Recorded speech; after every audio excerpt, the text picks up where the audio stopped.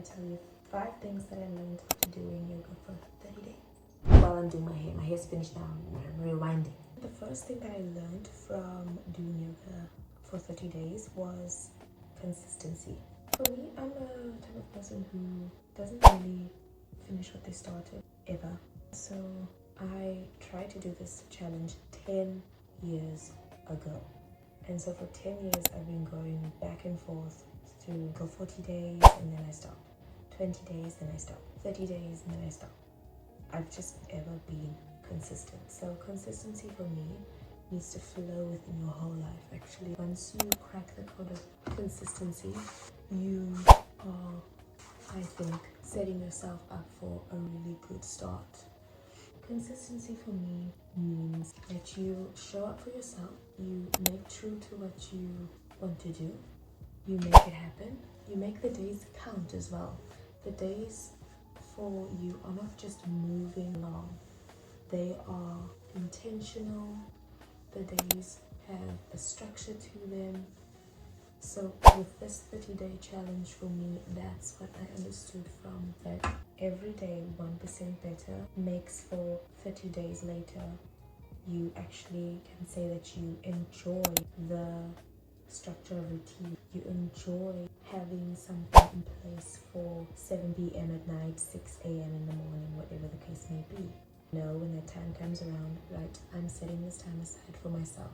And that boundaries, setting time aside for yourself. Not scrolling, or you think it's only 30 minutes that I'm scrolling, well, it's only 30 minutes for that yoga video that you're watching online for free. The second thing that I learned from the first 30 days of doing yoga was that success is not linear. Somebody else's success is not your success. If somebody else gets down to the splits in 30 days and for you it takes 6 months, that is your success. And it's not that you can't do it in that short time, it's just that your success was not linear. And my success was not linear either. The first 30 days, the first 40 days, the first 45 days brought other successes to me. Better sleep, the tasks that I have in my workplace. I'm a teacher, so I have to walk, stand for 8 hours, go up and down, bend my knees. These tasks I found were much easier, so those are my successes. I thought that I was trying to touch my toes, but my success was actually that I can keep up with the kids that I work with every day, and I can follow them, I can walk with them, I can lead them, I can teach them. And so that for me is that success is not necessarily just for touching your toes, getting into crow pose, doing the splits. It's actually the smaller tasks in your life that you can use this consistency. All of a sudden I can bend down and my knees aren't cracking.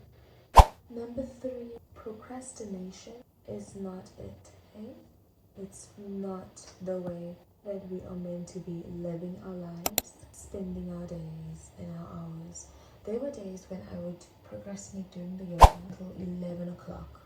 Now, because I was trying to post as well every day to stay consistent to myself and hold myself accountable, I ended up doing the yoga, edit and posting in 2 hours, and then going to bed and then trying to have energy for the next day.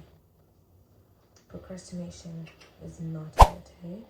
And I understand that some days are really hard. I do understand that. And there are days that you cannot get yourself to do whatever you have set out for yourself to do. I'm telling you now, you'll probably feel 10 times worse after procrastinating and then doing the thing 3 hours later. I found that I am slowly now only moving towards actually finishing the yoga practice first and then doing other things. It's only 30 minutes. I can do it later. It will still be 10 o'clock while you're scrolling. Why not think about, what does it mean if I do that thing now? And what does it mean if I do it later? How would I feel? How did I feel yesterday when I left it? Now the thing is with procrastination, it's somewhat of your brain turns off. So you don't really, I never remembered that I've even procrastinated the day before. Same thing with running. I run. One morning, it took for me to say, I don't want to run this morning. I'm very comfortable in my bed. It's cold outside. I ended up not running for 2 weeks. So instead of procrastinating it and saying I'll do it in the evening, which you probably won't, do it in the moment that you planned it so that you can start. Trust yourself. Do you trust yourself? Do you know yourself? Do you know that you're going to be able to finish this 90-day program? Do you know that you're going to be able to finish this 3-year degree? Do you trust yourself? Holding your hand and saying that. Yeah. Let me just get my number 4. I started to reflect more. In the beginning of it, broke it down into 3 poses that I would be able to do after the 30 days. And yes, I was able to do crow pose. Yes, I was able to do forward fold, and I'm still working on my front split. At the end of the 30 days, I'd sort of forgotten about trying to do the pose.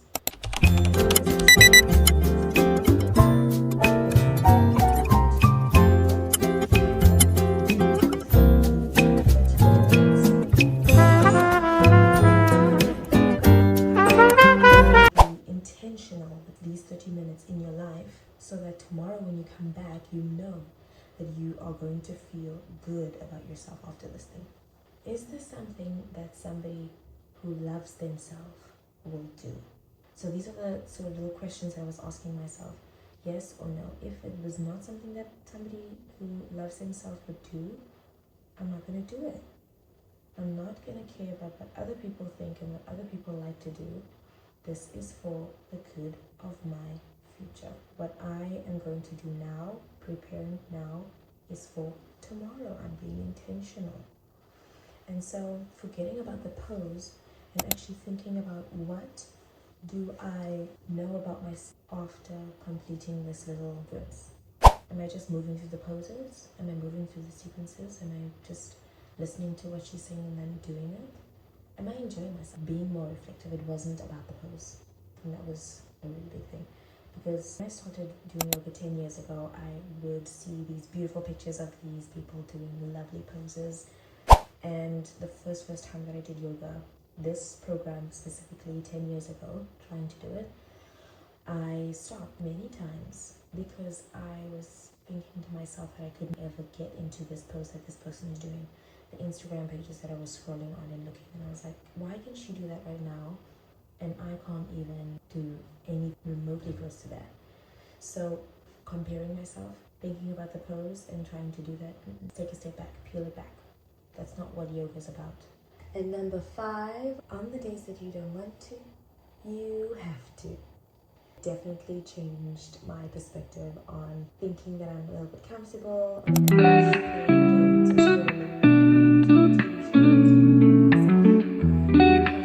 it's too cold to go outside. On those days that you don't want to, you have to, so that tomorrow you can actually do a little bit better and feel better and know that you trust yourself enough to finish what you started. That's the most important thing that I learned. Finish what you started. Trust yourself better.